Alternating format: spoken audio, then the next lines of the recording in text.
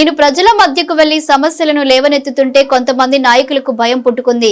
అందుకే నాపై ఈ ఆరోపణలు చేసి వ్యక్తిత్వ హననానికి పాల్పడుతున్నారని తెలంగాణ జాగృతి అధ్యక్షురాలు కల్వకుంట్ల కవిత అన్నారు.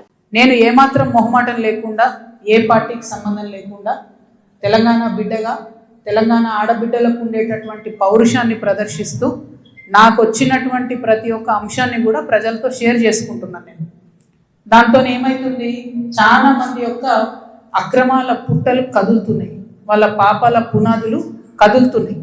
దాంతో నా మీద దాడి ప్రారంభించింది. ఏంది దాడి? నేను కాంగ్రెస్ పార్టీతోని అంటకాగి ఉన్నాను, కాంగ్రెస్ పార్టీతోని అండర్స్టాండింగ్తో నేను పనిచేస్తున్నాను, ఎందుకంటే నాకేదో ఫైనాన్షియల్ బెనిఫిట్ కోసం నేను పనిచేస్తున్నా అని చెప్తున్నారు. దీనికి ఎక్కడ మొదలు పెట్టిండ్రు?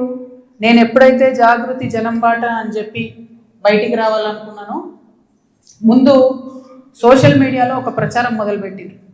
నా భర్త గౌరవనీయులు అనిల్ కుమార్ గారి ఫోటోను చూపిస్తూ దాంట్లో ఏవి రెడ్డి గారు అనేటటువంటి వ్యాపారవేత్త నా భర్త కలిసి ఏదో ల్యాండ్ లావాదేవీలు చేశారు.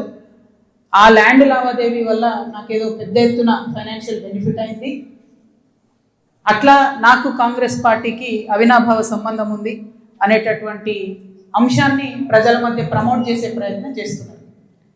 ఈ వెకిలి ప్రయత్నాలు చేస్తున్నటువంటి గుంటనక్కలందరూ కూడా నేను చెప్తా ఉన్నా, నేను ఇంకా మీ చిట్టా విప్పడం ప్రారంభించలేదు, ఓన్లీ టాస్ వేసిన అంతే.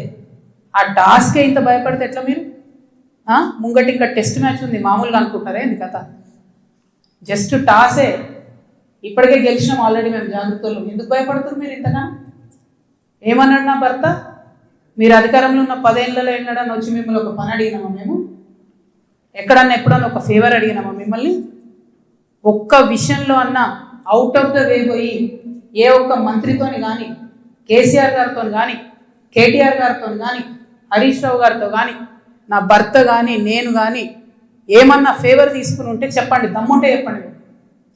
ఊరుకుంటుంటే తమాషాలు చేస్తున్నారు. మీరు వెకిలి ప్రయత్నాలు మానుకోండి. నేను మీ మీద చేసినటువంటి ఆరోపణలకు మీకు దమ్ము ఉంటే, సిగ్గుంటే, ప్రజాస్వామ్యంలో ప్రజల మధ్యలో ఉండాలనుకుంటే జవాబు చెప్పండి.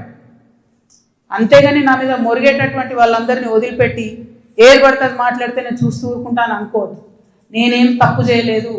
బీఆర్ఎస్ ఉన్నటువంటి అధికారంలో ఉన్నటువంటి 10 సంవత్సరాలలో ప్రభుత్వం నుండి నేను ₹1 కూడా లాభం పొందలేదు. మీరు చేసినటువంటి అక్రమాలన్నీ నా మీద ఆపాదిద్దామని చూసుకుంటే నేను ఊరుకునే వ్యక్తిని కాదు.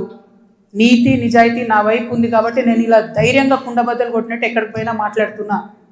నాకు ఎవరితో అండర్స్టాండింగ్ లేదు, ఎవరితో వ్యాపారం లేదు.